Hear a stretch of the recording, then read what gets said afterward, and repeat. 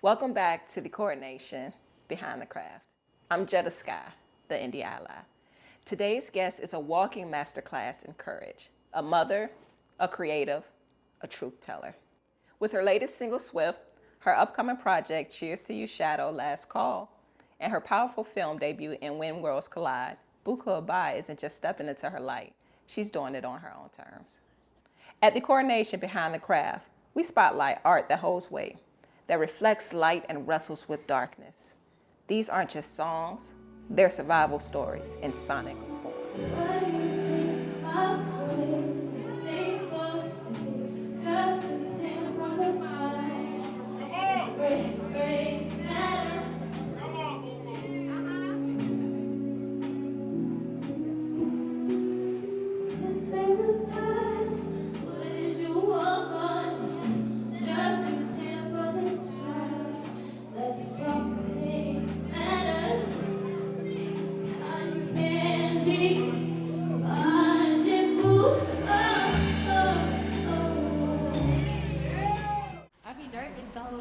Yeah, yeah.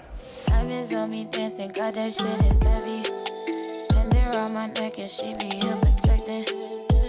But I'm in the presence of somebody who has a very unique take to the game, and she's definitely setting herself up to do amazing things, despite whatever's going on in the water. Why don't you go ahead and introduce yourself to the world, Queen? Yes, it's Buku Abi, and I'm so happy to be here. Thank you for having me. I be with my cars and I know they moving through me. You thought you knew me, shit I thought I knew me. Still don't know me, then they start moving through me. Fighting wars, I done bled profusely. I ain't going back to nigga, that's no Gucci. Welcome, Buku Abi. Thank you for coming to Behind the Craft. How are you today? I'm doing amazing. Thank you for having me. Absolutely. So I would like to go into what I call defining the project. Cheers to You Shadow, Last Call. So that title alone, it feels like a toast to everything we try to do in silence. What shadows are you addressing in this body of work? I think like exactly what you said, the demons, the shadows, the battles that we fight in private that not a lot of people know about, or some of the things we go through nobody knows about. And so for me it's just honoring that, and then also that last call part is just kind of like a toast to the end of that era for me. Like I really am hopeful that I start going in a much more positive direction emotionally, mentally, and all those other things. So Cheers to You Shadow, Last Call is just kind of like, all right, this was nice, but we're moving on. Understood, understood. I'm excited to hear that project. Can't wait until it actually comes out. But with that being said, I was honored to be able to listen to a song that's unreleased called Sarah. Yes. So with Sarah, to me, listening to that record makes me feel like it's kind of like the battle within. So let's talk about it. Sarah is haunting. Yes. It's honest. And what was the darkness that you were confronting in that specific song? I can't say it was like a specific darkness. I would say that was just probably like, I think sonically it was as representable of the struggle that I go with that I could get. It was as close to a representation of what I process internally or like mentally. So yeah, it's a lot of things that's going on in Sarah. I think that's why there's so many layers to it, because it's like it's not just one issue I took from my life and created that sound or that song. It was like everything that I kind of feel on the inside or can cry about at times when I'm alone, like solo dolo. Definitely not in front of people. Yeah, sometimes we don't want to cry out in front of people, but sometimes, hey, it just hits us, and wherever you are is where the tears may fall. Right. So, next, I want to get into something that a lot of people may or may not know about you. You are a mother, and you have a song called One Son. So basically, you're a mother raising a son in this world. Yeah. Now, with the way this world is, going, can you just elaborate on what does that responsibility mean to you? The responsibility means the world to me. I think at this current point in my life, I can honestly say being a mother is probably like the only thing keeping me on a straight path and like continue to wake up every day. And even if I don't show up perfectly, I still try because I have somebody else that I have to think about and consider and live for and be better for. So the responsibility is heavy, but it's a responsibility that I'm grateful for because I think it saved my life in a way. It's challenging, but I feel like without him, I would probably be way worse off than I am right now. So Honestly, that's some real shit. Yeah. Coming from a mother, myself, I understand 100%. There's so Yeah. many times where, my children are grown now, but I sit back and I tell them all the time. I say, you guys just don't understand that you think you needed me when it was actually in reverse. I needed you all. Yeah, Literally. If it wasn't for you, I have no idea where I would have ended up.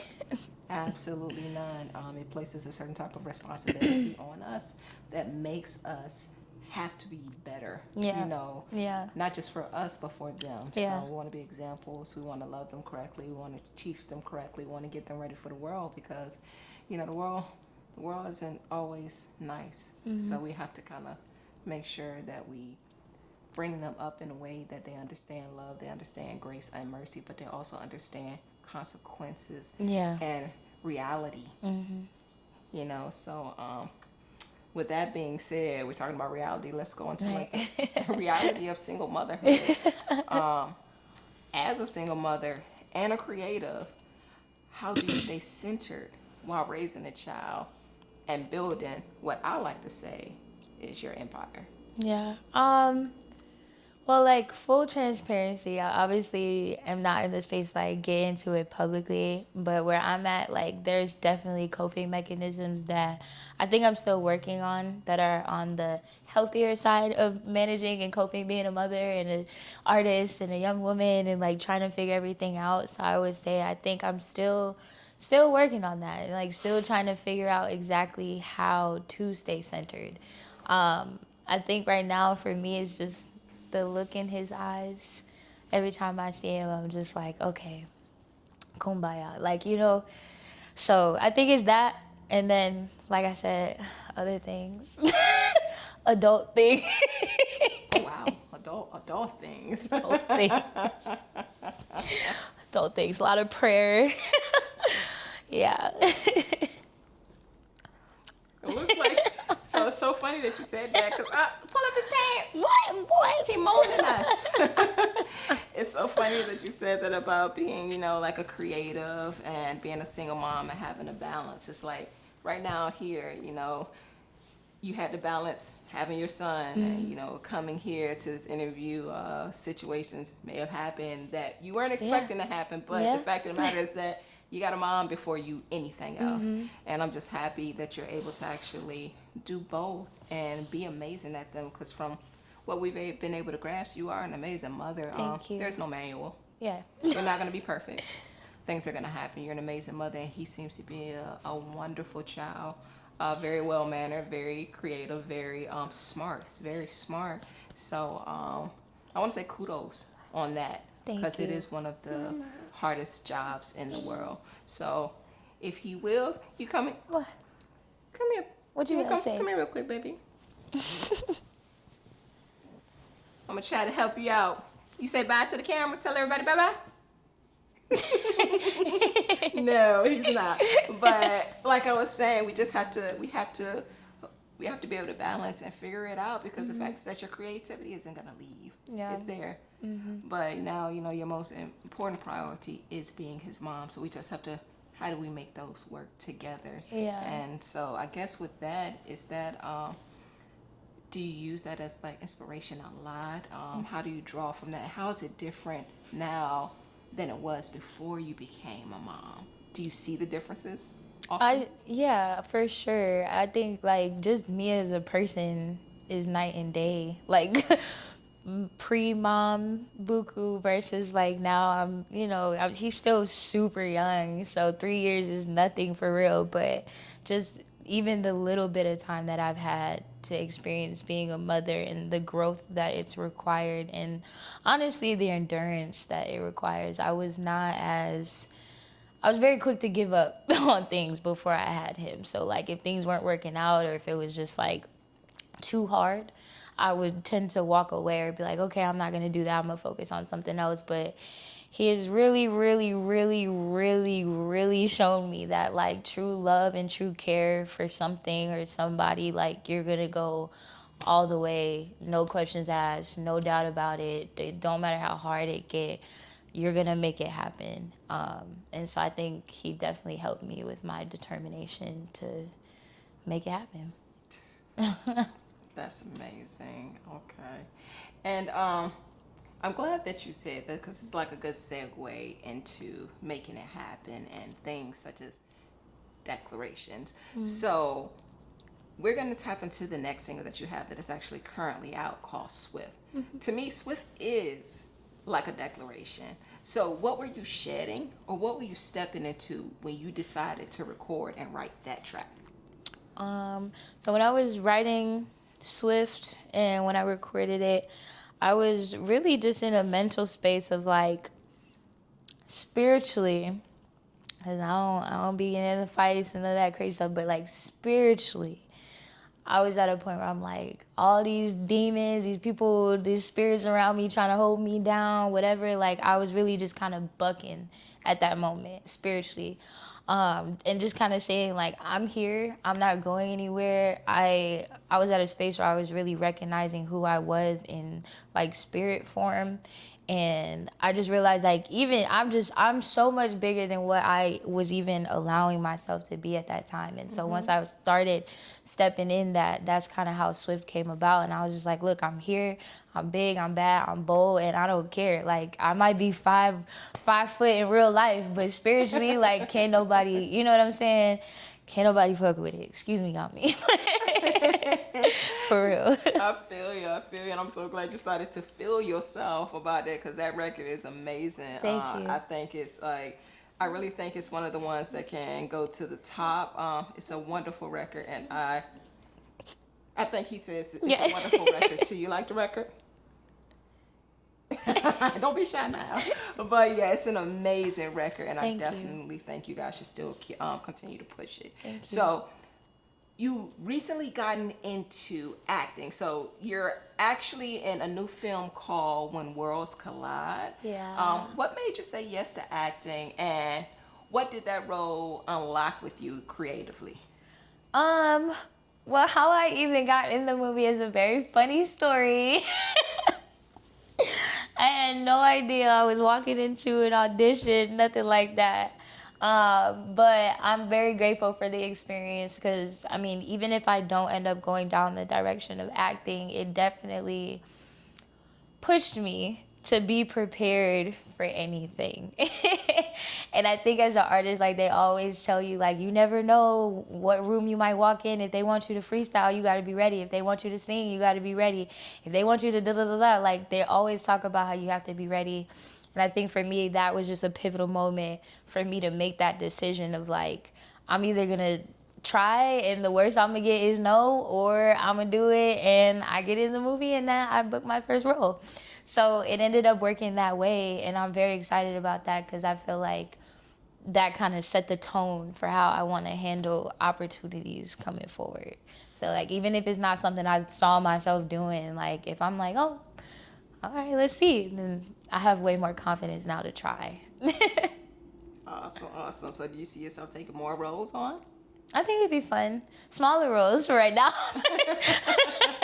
But it would definitely be a fun time. I used to do theater when I was younger, so it's not too far off. Oh my goodness. Yeah. Oh my goodness. So what can we expect with your new project, and once you release it, like what are we expecting to hear from it? I definitely think once it comes out and people hear it, it'll be a little bit of a, like, not a bad shock, but I think it'll be like, ooh, she got some things on her chest that she need to get off. But it's very much so that. So I'm just excited for people to hear the seriousness in my tone and what I'm saying, and just the fact that I'm staying with this project, like I'm here and I'm not going anywhere. Y'all can either accept it or not, but this is what it is. So I'm definitely excited. I'm talking about big Talk it, baby. Absolutely. I'm definitely looking forward to hearing and experiencing the project.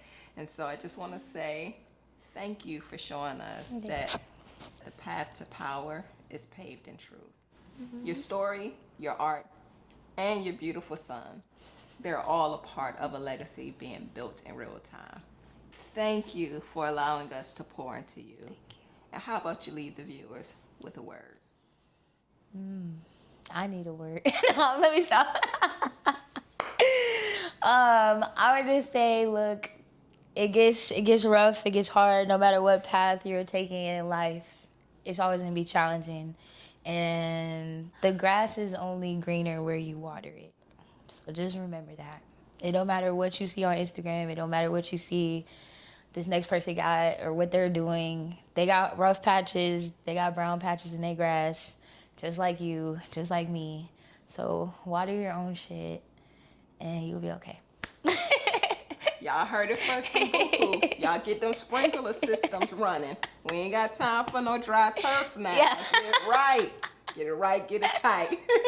Well, thank you again, sweetheart. We cannot wait to see your performance. Thank you. From the fight inside Sarah, to the love pouring from one son, to the strength behind Swift. Buku Abi is not just an artist. She's a movement.